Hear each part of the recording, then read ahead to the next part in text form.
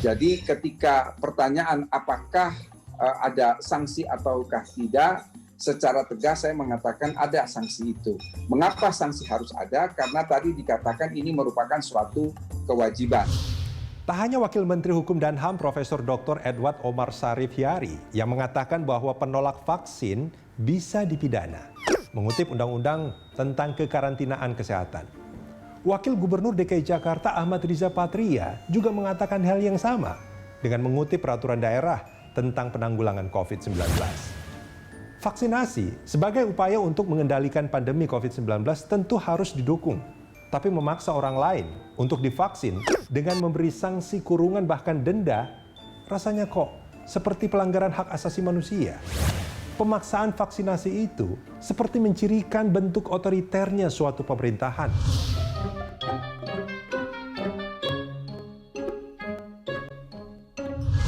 Beberapa pemerintah daerah seperti Yogyakarta dan Sumatera Selatan mengatakan tidak akan memberikan sanksi bagi penolak vaksin. MUI sebagai lembaga yang segera mengeluarkan kehalalan dan kesucian vaksin pada saat itu juga tak mau mengeluarkan fatwa kewajiban untuk vaksin. Sementara Menkumham Yasona Lauli juga segera menegaskan tidak ada sanksi pidana bagi penolak vaksin.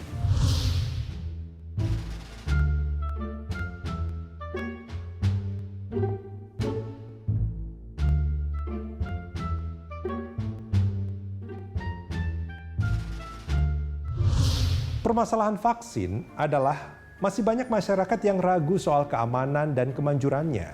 Apalagi izin penggunaan darurat dikeluarkan berdasar simpulan awal uji klinis tahap 3. Sebelum keseluruhan uji klinisnya selesai. Keraguan masyarakat menjadi-jadi setelah viral video anggota DPR dari partai penguasa menolak vaksinasi.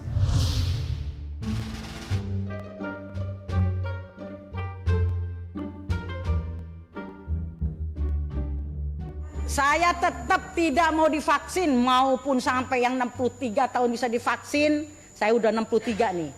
Mau semua usia boleh, tetap.